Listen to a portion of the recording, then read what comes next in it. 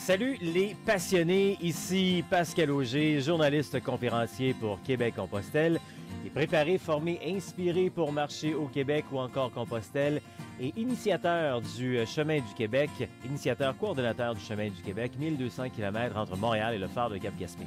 Bienvenue, c'est le temps de notre rando rencontre, encore une fois cette semaine, avec un invité qui va, si vous hésitez d'aller faire Compostelle, il devrait un peu vous convaincre. Ça fait 10 fois qu'il marche vers Compostelle et il adore chaque fois. Il va nous décrire le tout donc dans les prochaines minutes.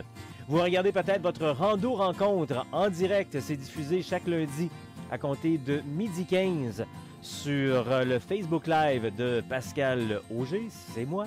Et puis rediffusé sur Facebook, mais également sur la chaîne Québec et Compostelle, la chaîne YouTube de Québec et Compostelle. Également, vous écoutez peut-être via la radio dans le Grand Sud-Ouest de Montréal, CKVL, aussi Havre-Saint-Pierre, CILE. Et puis, il y a également CKCJ Lebel-sur-Quévillon. Et partout à travers la planète, via ces radios, via ces médias sociaux aussi, mais aussi sur la radio web ALP, Allô la planète, qui est diffusée à partir de la France. Dans les prochaines minutes, on va vous faire rêver, on va peut-être vous faire voyager, on va peut-être vous convaincre, on va peut-être vous donner cette étincelle pour partir. On va échanger sur la randonnée pédestre de longue durée, de l'information pour votre préparation, encore on va parler matériel, chemin, un peu de tout finalement, comme on le fait régulièrement avec nos invités. On jase des circuits québécois, il y en a plusieurs, mais aussi de Compostelle en Europe et du chemin du Québec. 1200 km entre Montréal et le phare de Cap-Gaspé.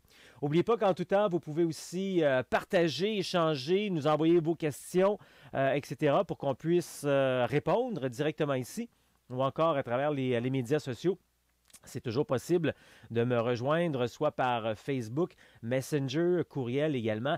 Et comme je le mentionne régulièrement, c'est toujours le fun d'avoir votre participation. Si vous feriez un bon invité parce que vous avez quelque chose à nous mentionner de fantastique, vous avez vécu, vous êtes l'auteur d'un livre, un DVD, peu importe, ou encore vous gérez une page, un groupe Facebook qui parle de la randonnée plénière ou encore quelque chose qui a un lien avec la randonnée pédestre de longue durée. Ça me fait plaisir de vous mettre en valeur via notre rando-rencontre qu'on vous présente comme ça à chaque semaine. Alors, pour me rejoindre, c'est simple, vous avez juste à aller faire un tour sur le site internet Québec-Compostelle.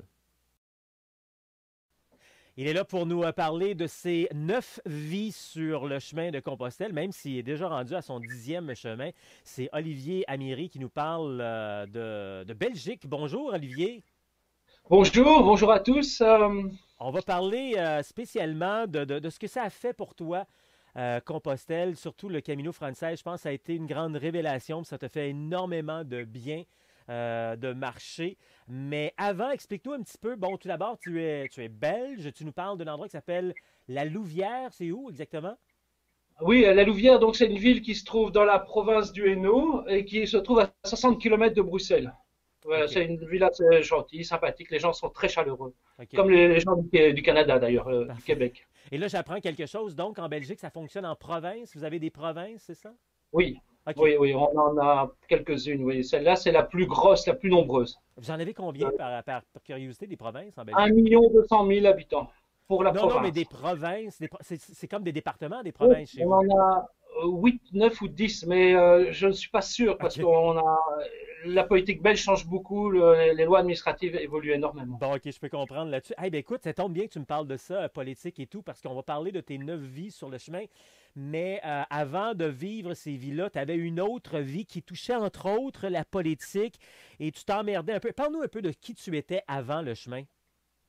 Ok, donc si tu veux, quand j'étais étudiant en rénové, j'avais un copain qui était communiste et qui m'avait un peu poussé à l'époque à coller des affiches sur les murs et tout ça. Donc j'avais un peu suivi, mais ça ne m'intéressait pas grand-chose, pas beaucoup. On n'était pas très bien. Et puis après, il a fallu que je fasse des études et je ne savais pas quoi faire. Et je me suis dit, je vais faire Sciences Po. Ça m'a plu, alors je me suis engagé, je suis devenu président de cercle politique. Et puis finalement, après des hauts et des bas, j'ai organisé des conférences et je me suis retrouvé à travailler dans des cabinets ministériels Mais ça ne me plaisait pas, quoi. J'ai même été jusqu'à créer un parti politique pour des élections locales, mais j'ai perdu. Et donc, il a fallu que je trouve autre chose. Et donc, je suis rentré dans l'enseignement. Voilà. Bon. OK. C'est un peu le passé. C'est-à-dire, cette période de ma vie, c'était la période où j'étais dans l'action. Et OK. ensuite, je me suis dit qu'il fallait que je rentre dans la réflexion. Et je suis devenu enseignant, professeur. Et ça m'a donné un peu plus de temps dans ma vie. Mais la politique m'avait un petit peu abîmé, si tu veux. Et alors, je me suis mis à boire, parce que tu sais, il y a les cocktails et tout ça. Et puis, on va dans les cafés, on trouve des personnes. Puis, on devient finalement alcoolique mondain. Et puis, on devient alcoolique tout seul chez soi. Et je suis devenu un alcoolique chez moi tout seul. Pas totalement alcoolique, parce que je buvais pas tous les jours, mais c'était quand même une bouteille de vin au minimum, presque tous les soirs, et un ou deux paquets. OK. Et donc, dans mon nouveau métier, si tu veux, je me plaisais pas beaucoup. Et donc, euh,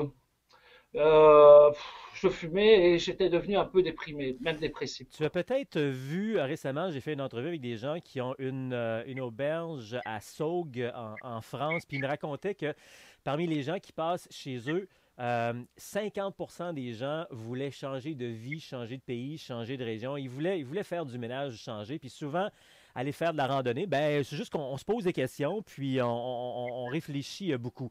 Dans ton cas, ben, ça a été un peu ça. Puis je dis souvent également, quand je donne des conférences, que euh, souvent, on va aller faire de la randonnée pédestre de longue durée comme Compostelle ou ailleurs pour deux grandes raisons. Ben, une grande raison qui est tout simplement qu'on a le goût, on a le goût d'avoir une pause dans notre vie. Puis des fois, c'est une pause pour des raisons fantastiques. Parce qu'on vient de terminer un contrat, on est fiers de nous, on vient de terminer notre bac, on vient de reprendre la santé, donc des raisons fantastiques, puis on veut célébrer.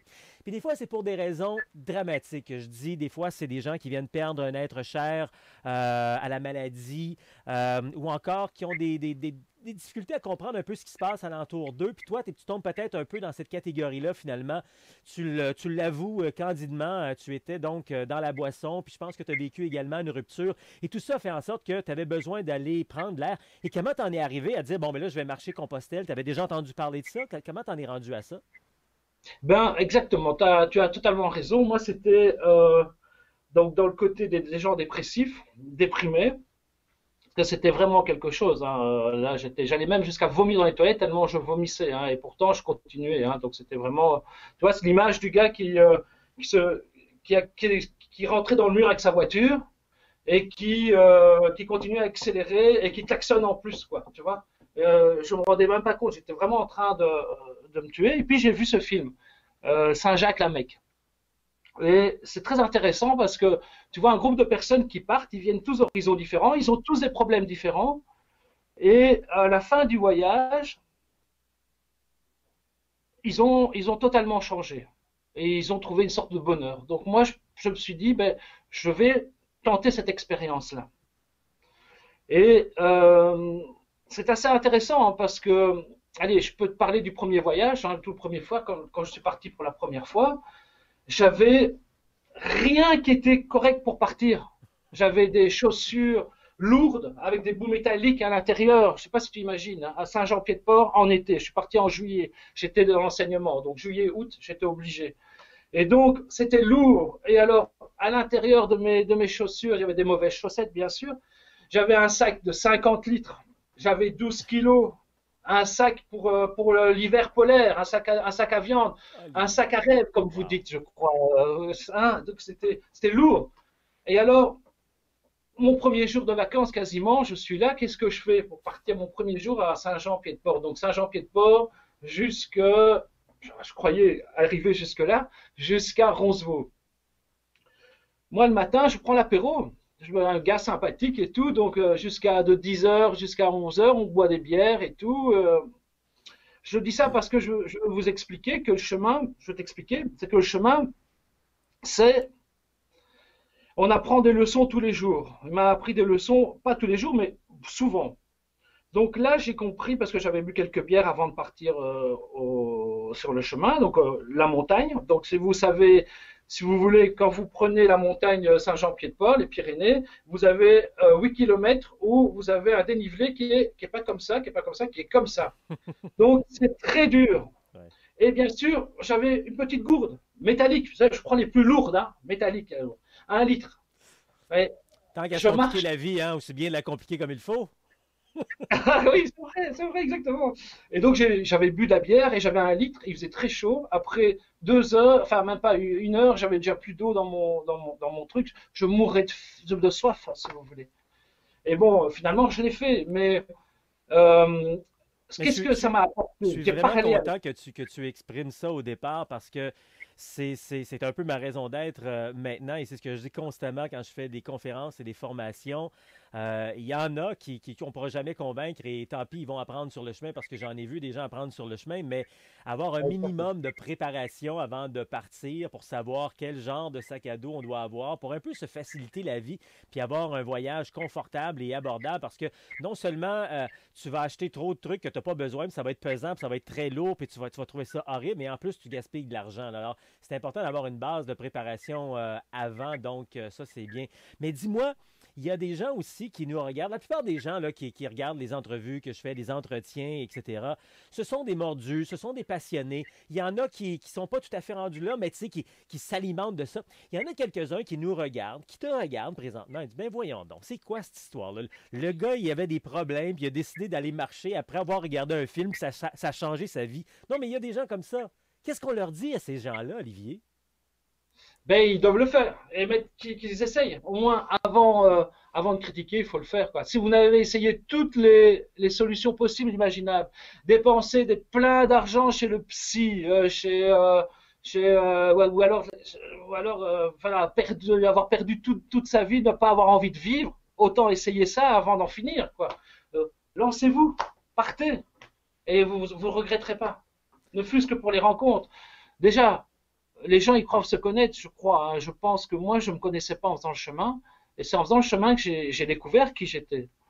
Vous savez, je suis parti au départ. Mes amis ne savaient pas que je buvais, que je fumais. C'est en marchant. Je savais que j'allais voir des inconnus, que je n'allais pas garder contact avec ces gens-là. Je leur ai dit quels étaient mes problèmes. Personne ne savait. Mes parents, bien sûr, mes amis, personne ne savait que je buvais en cachette et que je fumais. C'est seulement sur le chemin que j'ai commencé à me raconter ma vie à des inconnus et ça m'a parlé. C'est une thérapie, vous savez, s'ouvrir, dire ce qu'on a sur le cœur. C'est ce qu'on trouve sur le chemin, c'est-à-dire on apprend à être authentique. Et ça, je pense que la chose la plus importante, peut-être pour les gens qui sont pas bien, bon, moi je m'adresse plus aux gens qui sont pas bien, mais même pour ceux qui sont bien, parce que parfois ils croient qu'ils sont bien ou ils se mentent à eux-mêmes. Mais on apprend toujours quelque chose. Euh, Moi j'ai appris que je ne m'aimais pas en faisant le chemin, que c'était ça mon problème. Donc j'avais fait un travail intérieur. Donc d'abord je me suis ouvert à des gens. Donc ma manière à moi c'était parler avec des gens et puis après rester avec moi et me dire bon Olivier, pourquoi tu es là? Ben, parce que tu fumes, parce que tu bois, parce qu'avec tes compagnes ça ne marche pas. Et d'où ça vient? Et quand vous avez le chemin, notamment, je vous conseille un endroit qui s'appelle la Meseta. Je sais pas si, enfin, c'est un endroit qui est tout désert, c'est un désert. Et là, c'est un endroit formidable pour la réflexion euh, avec soi-même, pour la relation avec soi-même. Et j'entends tellement des gens dire des fois, ah, je vais sauter ce bout-là parce qu'il paraîtrait que c'est plat, c'est plate, c'est pas agréable. Chaque portion, tu sais, peu importe que ce soit Compostelle ou autre chemin, parce qu'évidemment, au Québec, on travaille sur le chemin du Québec, puis je le vois également quand je pense à ça.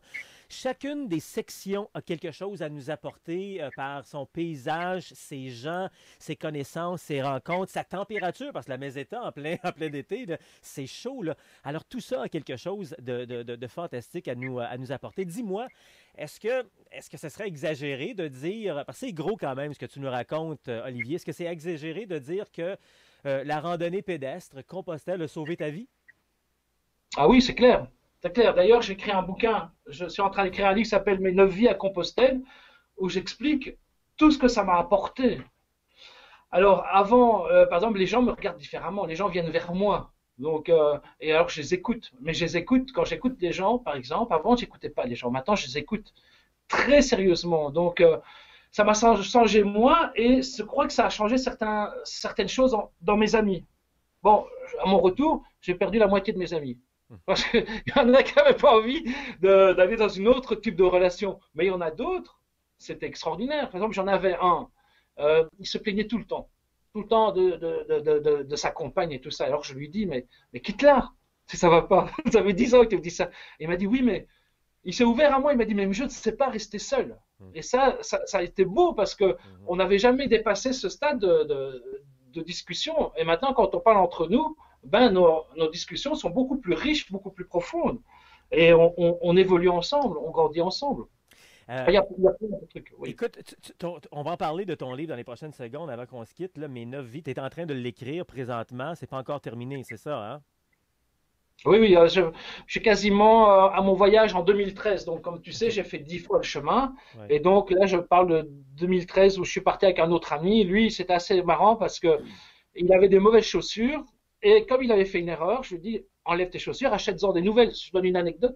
Et il voulait pas parce qu'il avait fait une erreur. Il voulait payer son erreur. Et donc, il a marché jusqu'à jusqu'à Burgos avec des chaussures en mauvais état. Ah. Et alors un jour, il pleurait. Il m'a dit, j'ai pas pu parce qu'à Logroño, il pouvait plus marcher.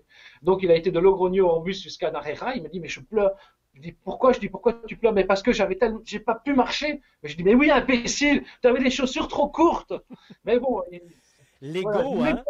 n'était pas changé. Lui, il n'était pas changé. L'ego nous empêche d'évoluer des fois puis de faire des choses. Dis-moi, ton livre s'appelle Les 9 vies de Compostelle. Tu ressembles un peu à un bonhomme que j'ai eu en entrevue également il n'y a pas longtemps. Je ne sais pas si ça dit quelque chose. C'est un Québécois qui s'appelle Paul Racette. Lui, cette année, il prépare son 10e chemin de Compostelle. Puis il y a un passé un peu comme le tien, à certains niveaux, là, je veux dire.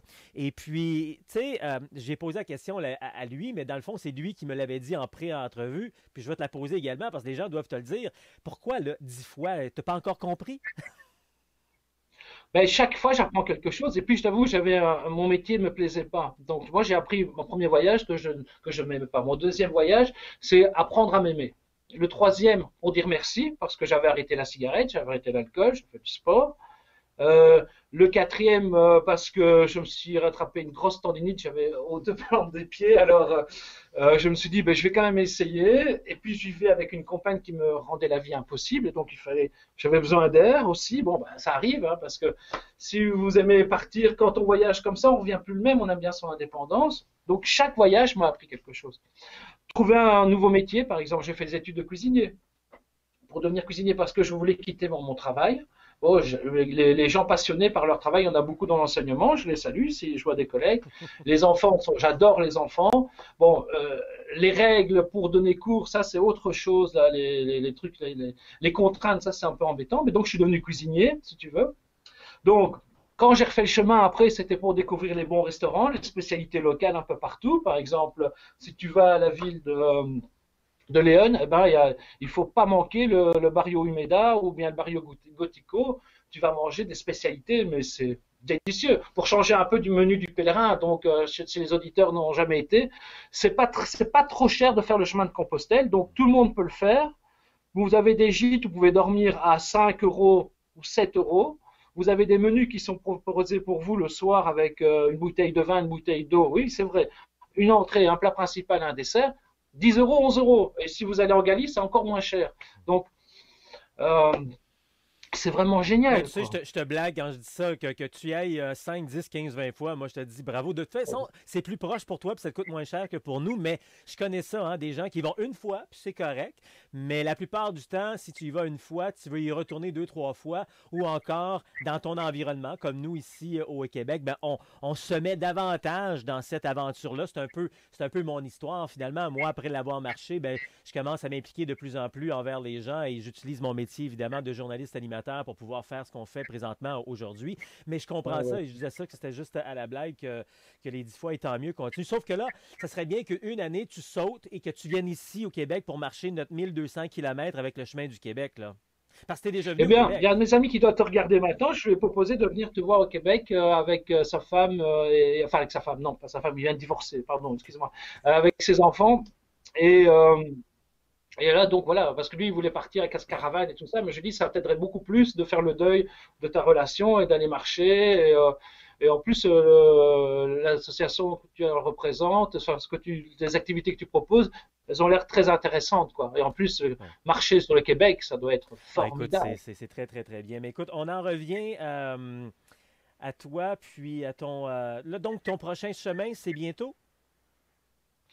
Écoute, là, maintenant, je compte faire un reportage, partir là-bas. Oui. Donc, si tu veux, là, pour l'instant, je travaille avec ce qu'on appelle une couveuse d'entreprise. Donc, si tu veux, c'est des personnes qui m'aident à lancer mon activité parce OK. que j'ai finalement, enfin, arrêté ce travail-là d'enseignant. Ce métier est formidable, hein, mais ça me donnait envie de recommencer à boire. Voilà, j'ai pas recommencé à fumer, mais je m'ennuyais. Ouais, c'est pas, j'ai pas recommencé à boire, mais j'ai pris des cours de cuisine et en cuisine, on mange bien et on Et, boit bien, et, quoi. Donc, et, et aujourd'hui, et aujourd'hui, tu es plus heureux que tu l'étais à l'époque, Olivier? bon sang, je suis à 120%. J'ai une énergie, j'ai retrouvé une énergie, une joie de vivre extraordinaire, quoi. Il m'a fallu 10 ans, hein, donc parfois, peut-être, il y a des personnes qui peuvent aller plus vite. En tout cas, voilà, moi, il y a eu le déblocage. Parce que le vrai problème, après, c'était pas. Bon, j'ai appris à m'aimer, j'ai appris à arrêter de fumer. C'est pour ça que j'ai arrêté de boire et de fumer, j'ai fait du sport et tout. Mais bon, j'avais un métier que je n'aimais pas trop, qui m'ennuyait. Et donc, ça c'est quand même, c'était l'essentiel, quoi. Et C'est si, l'essentiel. Peut-être aimer, il faut dire qu'est-ce que j'aime, qui va me rendre heureux, quoi. et si on résume tout ça, on se quitte avec quel message là dans tout ça, Olivier?